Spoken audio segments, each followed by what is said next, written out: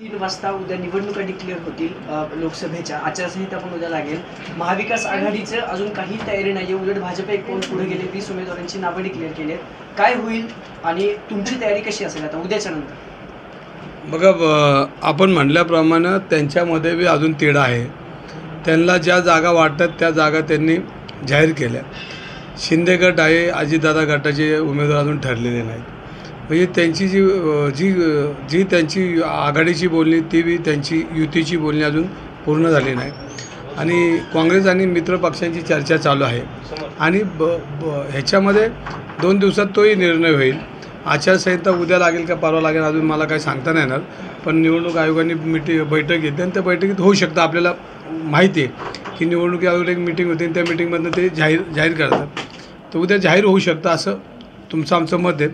पण काँग्रेस पक्ष सगळ्यांच्या विचाराला घेऊन, मित्रपक्षांच्या विचारात घेऊन जे उमेदवारी जाहीर थोड्या 2 दिवसात करू शकतात. भाजपची पुण्यातली उमेदवारी जाहीर झाली आहे, त्यांनी प्रचाराला पण सुरुवात केली आहे, पण काँग्रेसचा अजूनही उमेदवार घोषित झालेला नाही. मी म्हणण्याप्रमाणे त्यांचे शिंदे गट, अजितदादा गट यांची पूर्ण युती झालेली नाही. त्यांना ज्या जागा वाटतं त्या जागा त्यांनी जाहीर केल्यात. त्याच पद्धतीने काँग्रेस मित्रपक्षांच्या विचाराने एकाच दिवशी उमेदवारी जाहीर करतील असं मला वाटतं आहे. पण ही पण जागा तुमचीच आहे परंपरागत. मग इथं पण काही वाद सुरू आहेत का महाविकास आघाडीमध्ये? नाही, पक्ष म्हणलं की स्पर्धा असतात आणि स्पर्धा असल्या तर ती सगळ्यांना अधिकार आहेत आणि त्या अधिकारामध्ये सगळे उमेदवारी मागतात. अनेक नेत्यांनी पुणे शहरात उमेदवारी मागितली काँग्रेसच्या. त्याच्यामध्ये काँग्रेस पक्ष ठरवलं आणि उमेदवारी 2 दिवसात जाहीर होईल असं वाटतंय. मोरे महाविकास आघाडीच्या सगळ्या नेत्यांची भेट घेत आहेत. आज त्यांनी संजय राऊतांची भेट घेतली आहे. त्यांचं असं म्हणणं आहे की महाविकास आघाडीने मला पुण्याच्या लोकसभेसाठी उमेदवारी घोषित करावी, यासाठी त्यांच्या या भेटीगाठी सुरू आहे. कोणाच्या? वसंत मोरे. नाही, आता शेवटी पक्ष जो आहे तो निर्णय पक्ष घेऊ शकतो.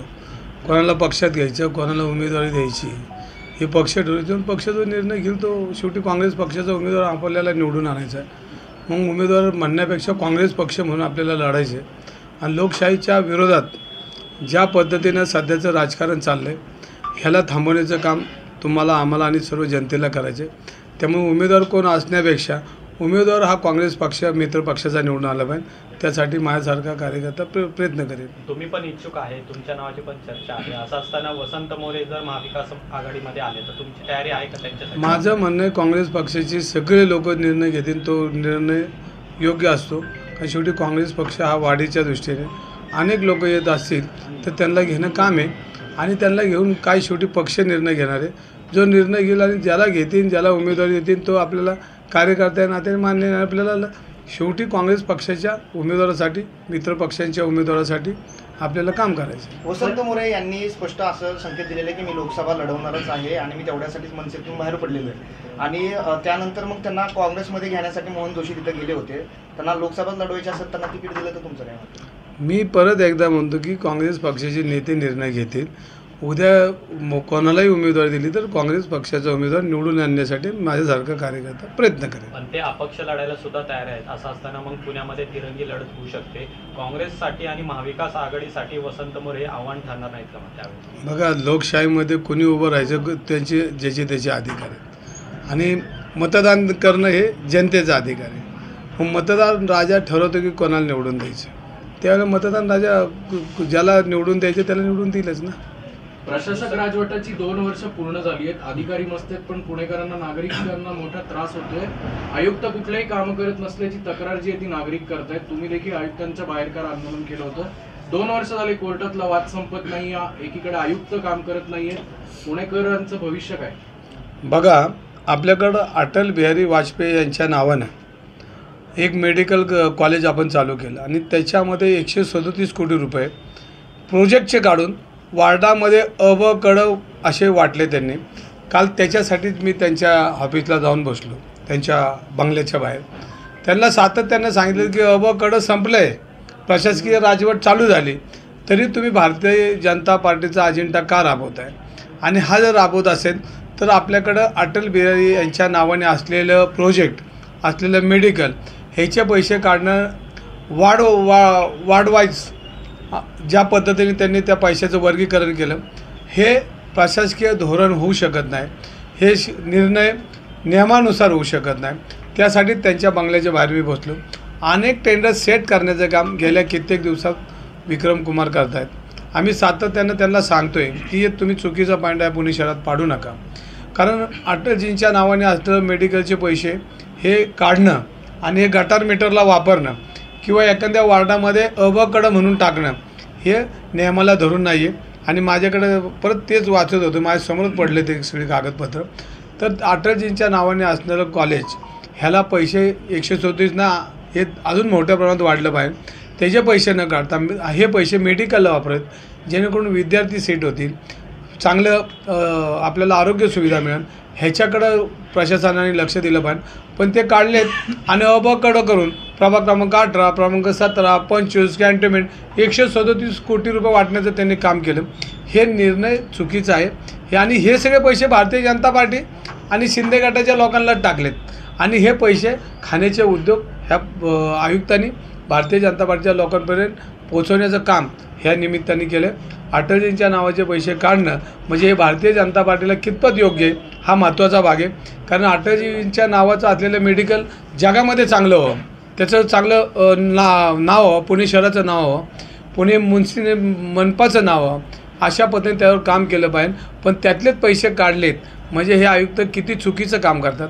ह्यासाठीच आम्ही काल त्यांच्या बंगल्याच्या बाहेर बसलो. ह्यांच्याकडनंच राबवून घ्यायचं आहे. आज सगळे टेंडर सेट करण्यापासून आयुक्तांनी काम केलं आहे.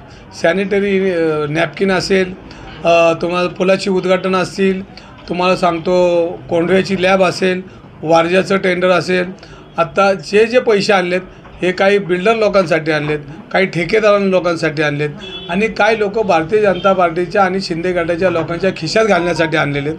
अशा पद्धतीचं काम, मोठा भ्रष्टाचार ह्या महानगरपालिकेत विक्रम कुमारांच्या मध्यस्थीने आशीर्वादाने झालेलं आहे. त्यामुळे त्यांना 3 वर्ष झाली तरी त्यांची बदली होत नाही. आता तुम्ही मला सांगितलं की मीटिंग आहे निवडणूक आयोगाची, 1-2 दिवसात बदली व्हायची शक्यता आहे. अजित पवारांनी विश्रांतवाडीमध्ये गेल्या आठवड्यामध्ये एक भाषण केलेलं होतं की पुण्यातली गुन्हेगारी ठेचून काढायची आहे, गुन्हेगारांना आता पदरात घातलं जाणार नाही. पण काल बारामतीमध्ये त्यांनी बोलताना सभेत असं म्हणालेले की त्यांचे पदाधिकारी असलेले नाना देवकाते यांच्या कार्यकर्त्याला त्यांनी मोकातून बाहेर काढलेलं आहे, असं जाहीर विधान त्यांनी केलेलं आहे. एकीकडे अशा पद्धतीची भाषा करायची आणि दुसरीकडे कार्यकर्त्यांच्या गुंडांना वाचवण्याचा प्रयत्न अजित पवार करतात. नाही, मी दादांबद्दल काय बोलणार नाही, कारण दादा हे पुण्याचे पालकमंत्री. मागच्याच 15 दिवसापूर्वी त्यांचा मुलगा कोणाला तरी भेटला, हे तुमच्याकडे नाही, माझं त्याच्याबद्दल नाही. पण मी पोलीस कमिशनरला स्वतः पत्र दिलं आहे की जे गुन्हेगारांना मदत करतात, गुन्हेगारांना आशीर्वाद देतात, ज्या मंत्र्यांच्या नावाखाली फिरतात त्या मंत्र्यांची परेड करा. गुन्हेगारांची परेड आहे तर मंत्र्यांची बी परेड करा, आमदारांची करा, माझा जवळचा असेल तर माझीही करा. एकदा पुणेकरांना कळू द्या. आणि मग गुन्हेगारी मुक्त करण्यासाठी पुणेकरांनी पुढं आलं पाहिजे. मी बोललो की कोथरूडची गुन्हेगारी मुक्त करा, ह्याच्यासाठीच मी बोललो होतो आणि त्याची प्रेस बी झाली होती. तर सातत्यानं गुन्हेगारांना पाठीशी घालून राजकारण करणारी जी लोकं असतील त्या लोकांनी सावध राहिलं पाहिजे. कारण आजचा दुश्मन उद्याचा दोस्त असतो. हे गुन्हेगार हे कोणाचे नसतात, हे यांच्या आईबापाचे बी नसतात. ज्याची सत्ता असते त्याच्या घरात ते जातात.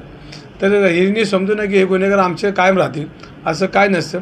उद्या सत्ता बदलली तर ते गुन्हेगार दुसऱ्या नेत्याच्या दारात उभे राहिलेले आपण कित्येक वर्ष बघितले.